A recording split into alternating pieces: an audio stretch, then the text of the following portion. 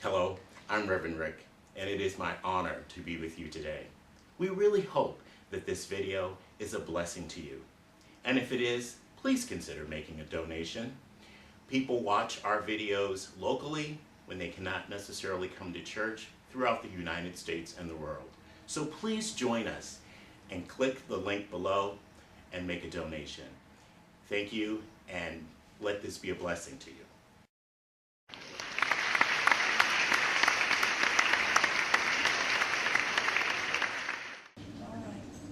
Let us prepare ourselves. Hand over your eyes, open eyes to see the spiritual truth today. I open my eyes to see the spiritual truth today. And now over your ears. I open my ears to receive the spiritual truth today. I open my ears to receive the spiritual truth today. I meant here. Put your hand over your heart. Extend out your arms. I open my heart to receive the spiritual truth today. I open my heart to receive the spiritual truth today.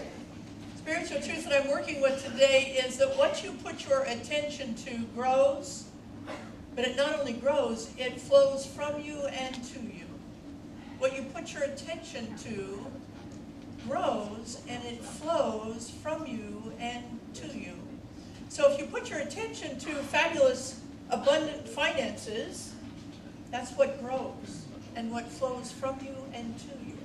If you put your attention on lack of money and worry about not having enough money for the kids' clothes or rent or whatever it is, that will grow and it will flow from you and to you. And the thing about worry is this. Worry is a very powerful form of attention because it has emotion attached to it. And whenever we have emotion attached to a thought, it infuses it with a power. So worry about money is actually very troublesome in our life, and we're going to talk about that and all kinds of worry later. But if you put your attention on all the problems and irritations of your spouse, and in fact, and not only do you put your attention on it, but you actually sit back and wait for more problems, more irritations from your spouse, what happens is when we put our attention in the wrong place, it's growing. It's flowing from and to us, and we're missing the blessing that is right there because we're looking in the wrong direction in our life. We're missing some great opportunities. Well, those of you who have been here for the last 3 weeks know that we're winding up a series, a 4-week series on a book called Wishes Fulfilled by Dr. Wayne Dyer. Many of you know him from his work on public television, as well as many of the great books and workshops that he's done. This book is based on the premise that we get comfortable calling ourselves God. Now, when we do that, when we get comfortable with it so that it's actually second nature to us, that's when we can begin to work with the spiritual practices, what he calls technologies. This book is actually called Wishes Fulfilled, the 5 Technologies to Create Manifestation in Our Life. But in order to do that, we have to get comfortable with this notion that we are God in form. Now, if you're visiting with us today, that can be kind of a challenging concept to get. Please understand that we are not talking about a God in the sky with human traits.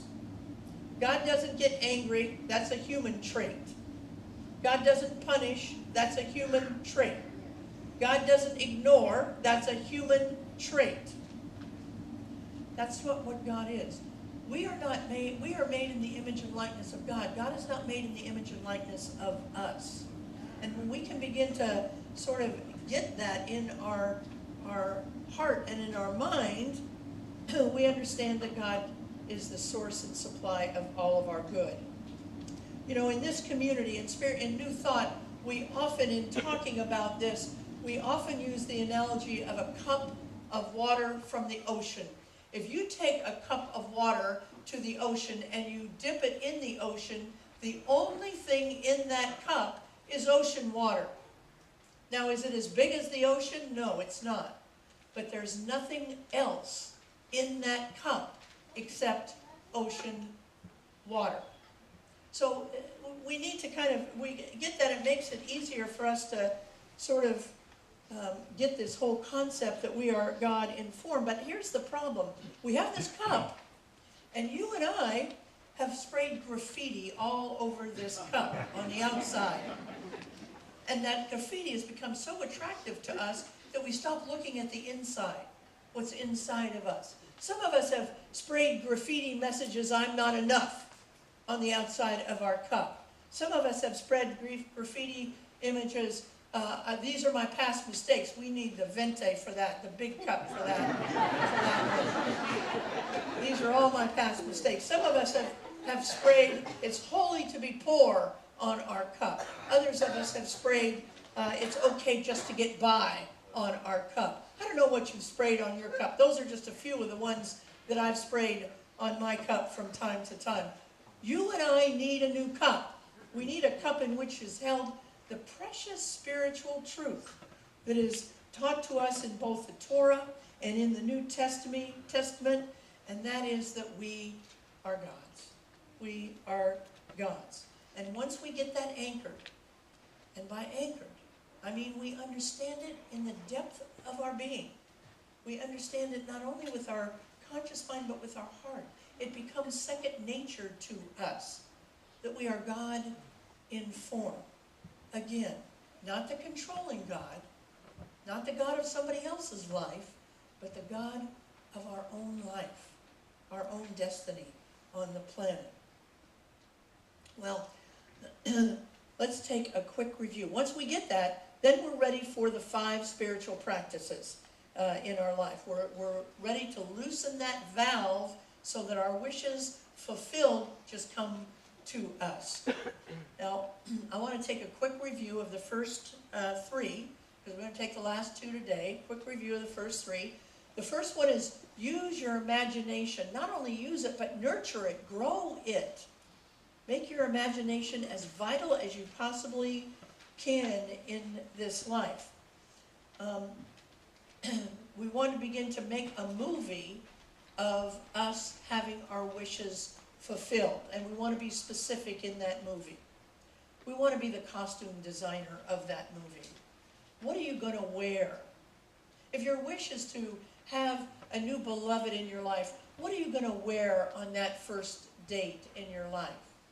What are you going to wear? If your desire is to have a new car, what are you going to wear when you drive that car off the lot?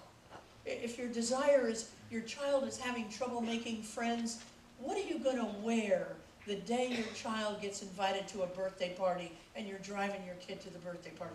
What are you going to wear in all of those situations? If you want a different sized body, what are you going to wear when that different sized body, that wish for a different sized body comes to your fulfillment in your life? If you want to revive a relationship that needs reviving in your life, what are you going to wear when that relationship begins to show some passion and compassion and presence in your life? See, you're the costume designer, and the reason that costume designers are paid well in the movie industry is because directors understand that costume is a powerful part of creating an imaginative work in your life. You can do that.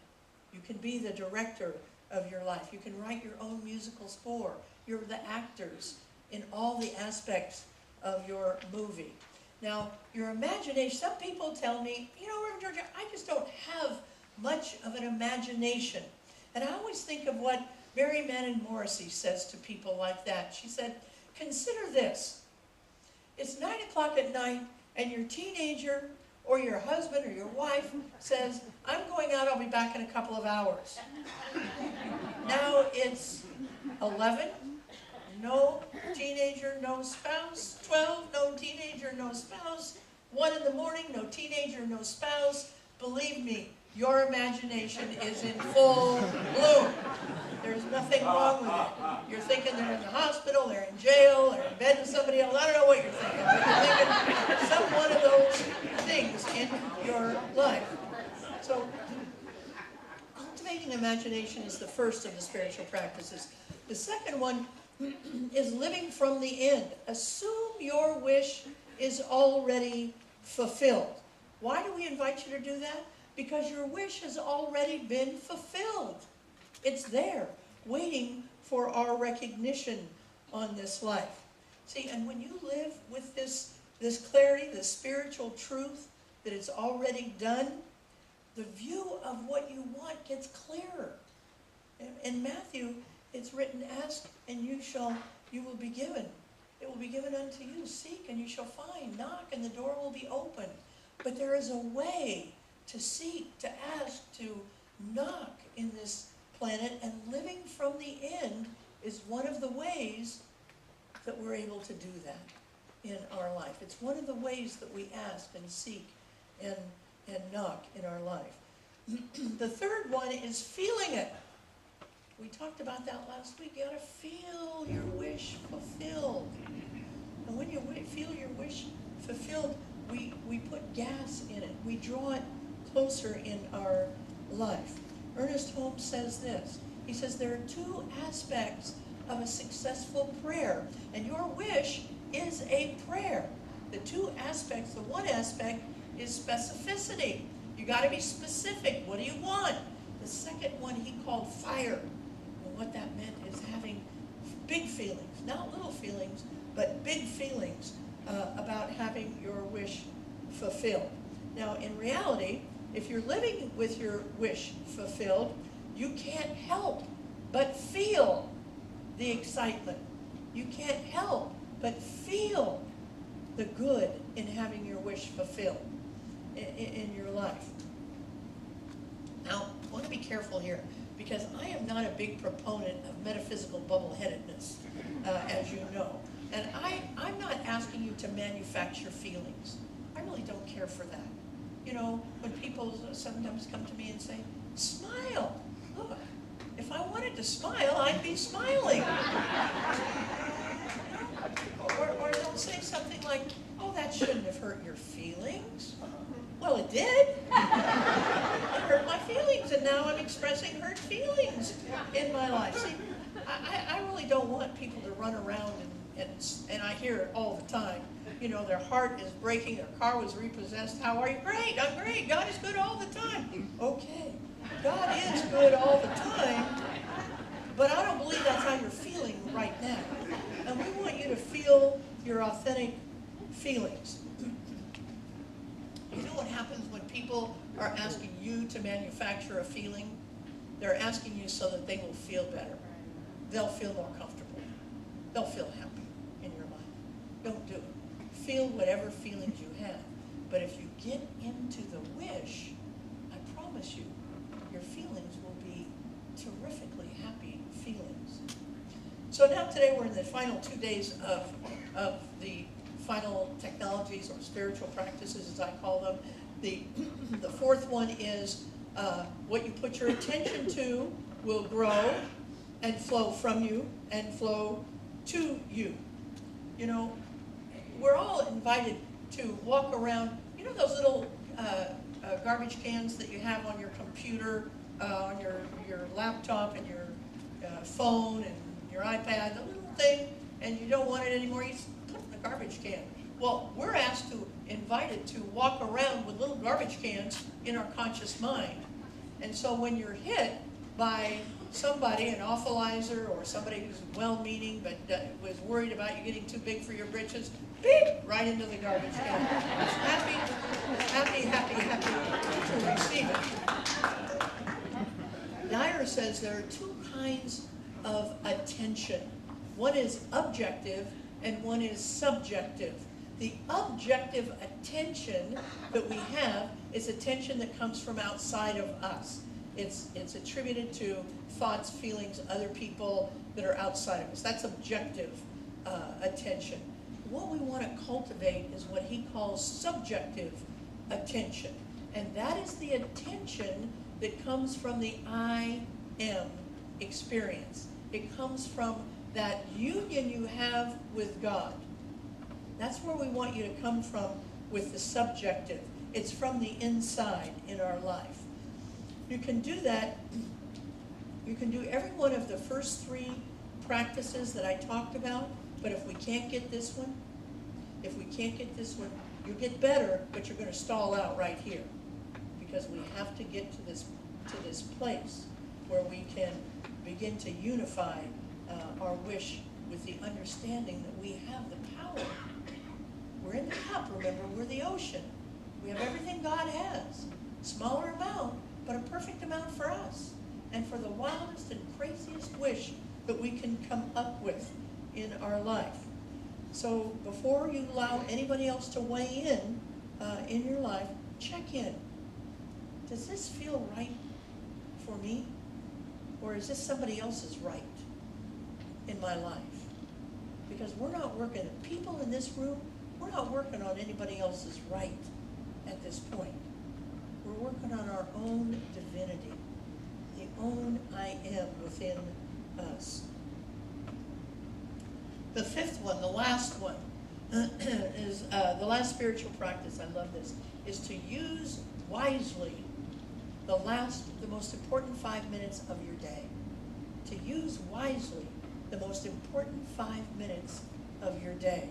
Those 5 minutes of your day that are the most important are the 5 minutes before you drop off to sleep at night. Now I want to read something from his book that kind of helps us understand this. Sleep is the time when your conscious mind leaves the world of your 5 senses and joins in with your subconscious mind. Your subconscious habitual mind is uninterested in changing your conscious belief or feelings. It simply responds to what you've been programmed into it. The unconsciousness of sleep is the normal state of the subconscious. You spend 1/3 or more of your entire time here in this incarnation in this normal state of the subconscious mind. This is where you receive instructions for how to live the other 2/3 of your life. Here is where you receive instructions for running your life smoothly, effortlessly, and even miraculously. It is similar to the mode of the conscious learning to drive a stick shift, master a computer, knit a sweater, swim, dance, hit a golf ball, and all the other multitude of activities that you perform in your waking moments without ever having to think about how to do them. The most significant thing I want you to capture and apply from this chapter is not so much what you do while you're dreaming or sleeping, but how you prepare yourself for entering into an unconscious state of sleep. Sleep is the natural state for your subconscious mind, which rules 96% of your waking life. The last 5 minutes of your day before you enter into sleep state are the most important 5 minutes of your day. If you're going to begin living a wishes-fulfilled life, in this brief portion of your day, you're going into your subconscious mind how you feel and what wishes God, the universe, one subconscious mind, is to fulfill upon awakening from your deep slumber. This 5-minute segment of time in your bed, about to enter into your subconscious and marinate for the next 8 hours or so, is the most crucial segment of your entire 24-hour day. So our homework this week is to take this one very seriously and practice it. Practice before you go. You know, I'm a big Law and Order fan. I love to just watch it the last time I go to sleep. I could lip sync those things at this point. I watch them so often. But I'm turning it off and giving my 5 minutes of awake time, and I want to ask you to do the same thing. 5 minutes of awake time before you go to sleep, announcing to the universe your wish. How hard is that? You know, so much of what we learn and teach here is so simple, we just don't do it. But what if we did it this week, 5 minutes, to announce to the universe, to show our movie to the universe, to God, Allah, Elohim, whatever you want to call that entity. Take that 5 minutes, show the movie, and then go to sleep. And as Brenda said, we don't have to worry about how it's going to happen. God has that. Now, does that mean you're going to wake up in the morning and your wish is going to be there on the nightstand? No, it doesn't mean that. But what it does mean is that it will move you closer or farther. And the choice is ours, to move closer to it or farther away from it in our life. If we go to sleep and the last thing we are is fretting about something, what we're doing is we're putting into the mix, we're putting into the ability for it to work, and it will work. It works all the time. Ernest Holmes says, look, our subconscious mind simply reacts. It doesn't evaluate. It doesn't say, oh no, that's not a good haircut. No. It doesn't say, you know, you shouldn't go out, don't marry that person for heaven's sake. It doesn't do any of that. We put into the universe that only which we want, and then we wait and see how it comes back from us. You know, sometimes I've said it and I've heard people say it, wow, this is so fabulous, and I didn't even know it was coming. The universe knew it was coming. You've been working on it. You've been working on it in your subconscious. Remember, your subconscious are things you might not know in your conscious mind, but they design 96% of what your day's going to look like. That's powerful. That's powerful in our life. Ernest Holmes says that it receives, our subconscious receives what he calls the direct impress of our thought, and it reacts without evaluation. The direct impress of our thought and reacts without evaluation. If we can begin to work with that concept, just even that one sentence in our life, I promise you, your life will improve on the physical level, on the level of event. You know, we can improve marriages with this concept. Stop looking at what the problem is and start looking at what the beauty is. Even if it's just the size, oh, this guy is working my last nerve. It's the size of mustard seed. And that's where you put your attention, because what we put our attention to grows and flows from us